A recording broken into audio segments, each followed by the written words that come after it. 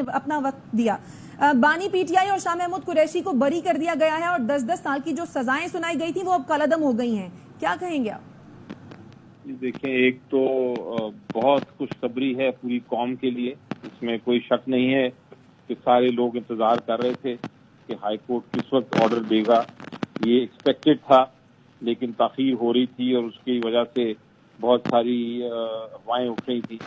लेकिन अल्लाह ताला का शुक्र है कि इंसाफ में फाइनली जीत हुई इंसाफ की, और ये इसमें कोई शक नहीं था। मैं हमेशा आपके प्रोग्राम्स में भी और उसके अलावा भी हर जगह ये कह रहा था कि सिर्फ वक्त की बात है, अल्टीमेटली फैसला ये होना है, क्योंकि निचला इतनी बददियानती थी निचले फैसले में, इतना गलत फैसला था, इतना आइन और कानून के खिलाफ था कि कोई भी अदालत जो है वो इसको एक किसी सूरत में इस कन्विक्शन को, इस सजा को नहीं रख सकती थी, अपसेट होनी थी।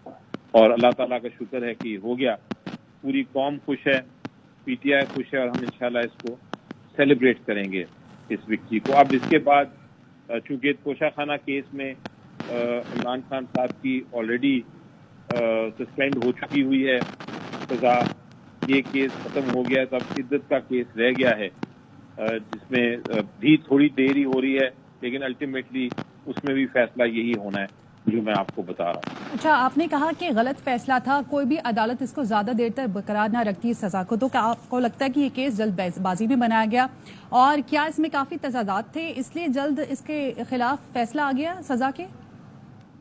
जी देखें, 3 चीजें थी इसमें। एक तो कोई किसी किस्म की शहादत नहीं दी गई थी जिसके अंदर ये इल्जाम जो था वो साबित होता था इमरान खान साहब और शाह महमूद कुरैशी साहब के खिलाफ, नंबर 1। नंबर 2, जिस तरह ये जेल ट्रायल चलाया गया जिसमें वकील साहब जो थे इमरान खान साहब के भी और जो शाह महमूद कुरैशी साहब के भी वकील थे, उनको पेश ही नहीं होने दिया, उनको बहस ही नहीं करने दी, और उनकी जगह दूसरे वकला को पेश कर दिया गया। और उसके साथ साथ ना सिर्फ ये, बल्कि इमरान खान साहब को जो शहादत देने का उनका हक है और शाह महमूद कुरैशी साहब का जो हक है शहादत देने का अपनी दफा में, वो भी इजाजत नहीं दी गई। तो ये सारी चीजें जब कंबाइंड अदालत ने देखी, तो कोई भी अदालत, जिस तरह मैंने कहा, जब इस तरह देखेगा कि ना शहादत है, ना प्रोसीजर फॉलो किया गया, ना ये फेयर ट्रायल है, ना वकला पेश हो सके, ना शहादत पेश करने की दफा में, तो फिर उसके बाद ये कन्विक्शन जो है, ये सजा जो है, इसको खत्म ही करना था। और बहुत अच्छा फैसला हुआ। बहुत देर लगाई प्रोसिक्यूशन ने, हर किस्म की कोशिश की कि इसमें ताखीर हो फैसले में, लेकिन हमने भी बर्दाश्त दिखाई और अल्लाह का शुक्र है कि ये फाइनल फैसला आज आ गया। अच्छा बैरिस्टर साहब, बतौर माहिर कानून आपका क्या ख्याल है, क्या ये केस अब मुकम्मल तौर पर खत्म हो गया या अभी भी कहीं कोई ऐसी ऑप्शन बाकी हो सकती है?